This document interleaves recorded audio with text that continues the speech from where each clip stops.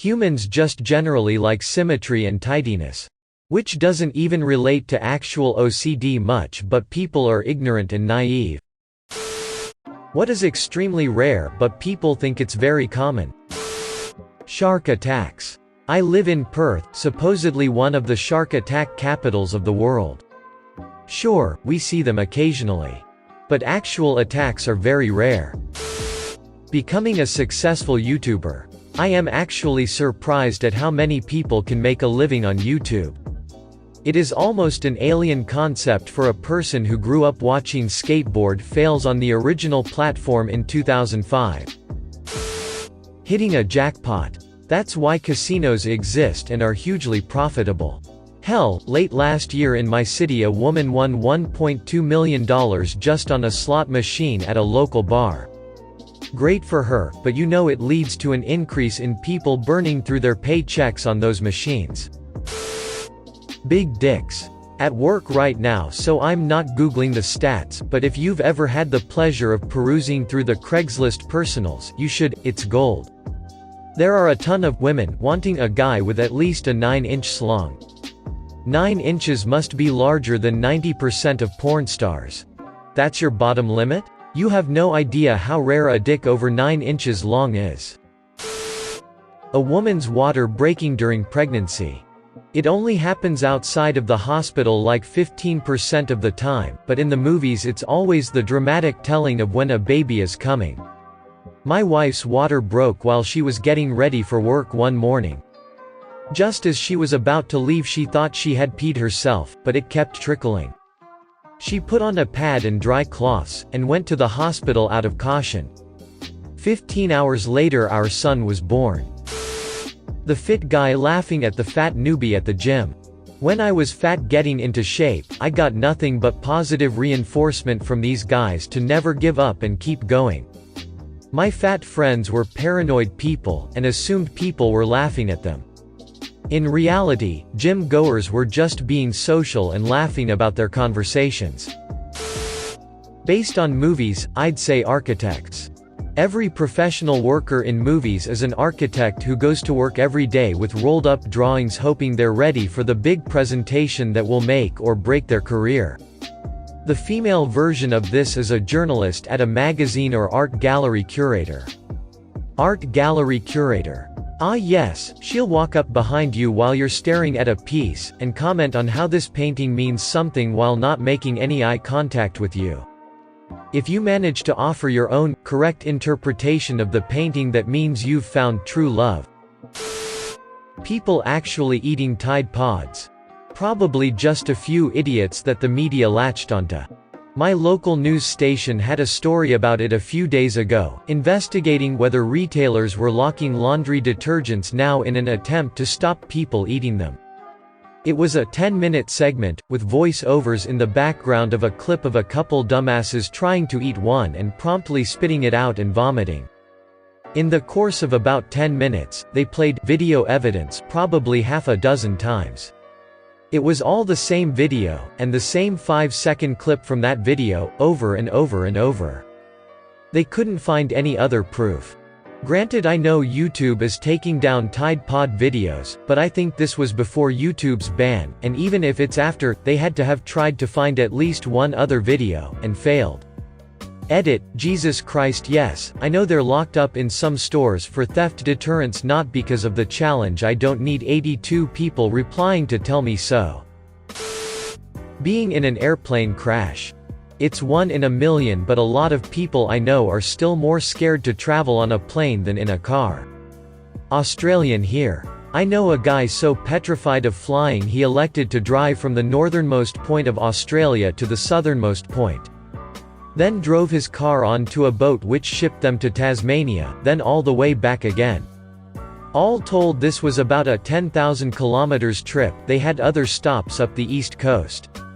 I'm not an expert, but I figure weighing up the 10,000 kilometers through outback Australia combined with major cities on the way to the destination, and the risk of death or serious injury. I can only imagine it would be much, much higher than just flying for a few hours. Autistic people being geniuses or savants. I work as a behavior therapist for autistic children. Many people seem to think that autism means a child is only socially awkward but incredibly book smart. The huge majority of the clients I work with are far behind in cognitive development, which leads to them being far behind in education, and related areas like reading and basic math. Edit: I just wanted to add that I love my job and the clients I work with. I feel blessed to be able to work with them, and they amaze me every day, regardless of their level of intelligence and functioning. Edit 2, this is not to say that savants or highly intelligent, gifted people with autism don't exist. They do, and I have met them as well. Autism is a spectrum, so you will meet all types of people with it who are completely different. No single person with autism is exactly the same as any other. I was just pointing out that autistic geniuses are not as common as the media portrays. Burglary in the middle of the night. Burglary happens most often during the day, when nobody is home. No burglar wants to break in and try to sneak around your place while you're sleeping. His biggest concern is to evade detection. It makes more sense to work in the daytime. In all likelihood, that noise you heard outside was a car or raccoon or your imagination. Go to sleep. Pleading insanity to escape punishment for a crime. There was even a pretty so-so movie about it a while ago. In reality, it is very rare that insanity is used as a criminal defense strategy. Fewer than 1% of criminal cases in the US involve the insanity defense. Here's a source for your perusal if you're not the type to trust some guy on the internet. Even then, it is only successful in 1 out of 4 attempts, and that involves convincing a psychiatrist that you're insane, so don't hang your hat on it if you're thinking about killing someone. Epilepsy being, fall to the floor, spaz uncontrollably, froth and all that due to flashing lights. Epilepsy is recurring seizures, and there are lots and lots of seizure types, and often they aren't noticeable, even immediately so for the sufferer. Triggers for these seizures are more likely to be hyperventilation, stress, alcohol or sleep deprivation, or stuff like that, rather than strobe lights. Epilepsy is also pretty common, and it's likely you go to school or work with someone who has it, in a reverse of the title. Ironically for this post though, the kind of epilepsy I have does have the stereotype. Go figure. I'm gonna go with T-Rex fossils. I at least thought they were rather common since my local museum had like 3. There are something like only 4 dozen ever found in the world, and only about 12 skulls. Edit, guess it is about 50, I was going on memory. Still a bit low if you ask me considering how much we talk about dinos. Edit 2, since everyone keeps thinking they are replicas or casts, it is the Natural History Museum in Los Angeles which has at least 3 T-Rex skulls.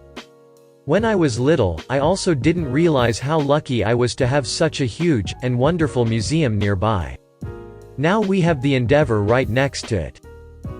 Being able to make it as a musician or actor or many other creative jobs. And by making it, I mean being able to earn some serious money or even just to make a living by just performing and not doing anything else. Most of the time, you will have to have multiple side projects that only roughly are related to actually performing. Or so I've heard. If there are people with personal experience in these fields, I'd love to read your comments. OCD, half the population act like they have it but only a small percent really do. Humans just generally like symmetry and tidiness. Which doesn't even relate to actual OCD much, but people are ignorant and naive. Edit, I have a minor case to where I would tap on things 4 times, and I took meds that helped with ADHD, but it would strengthen my OCD to where I'd get paranoid in an odd repetitive way, constantly checking things. Late edit, to the first edit bullet point, the ADHD medicine also made me have pretty much zero appetite, meaning I'd be so tired because I rarely ate, thus messing up my metabolism. As soon as I stopped taking my medicine I ended up gaining a lot of weight because I could finally eat properly in the first time in years. I am currently dedicating this year to lose weight and focus on my passions in spite of my stupid disorders. Astronomer here. Total solar eclipses. Hear me out, obviously, we know that they're not common at any given point on Earth, but you'll have about one a year somewhere on the planet, so it's not unreasonable to see one if you plan a little. But with that context, it turns out our moon is the only moon we know of that is the exact same size of the Sun in our sky. Mars's moons, for example, are captured asteroids too puny to cover the Sun's disk, and the further out you go the planet's moons are so big it more than covers the tiny size of the disk. So, with that, 100% of total solar eclipses where you actually get the Sun obscured, and see the corona and all that jazz happens on Earth. And this effect won't happen forever either because the moon is moving away from us a few inches a year. In a few 100 million years no one will see total solar eclipses anymore. Like and subscribe for more funny, interesting, and scary r/ask Reddit videos.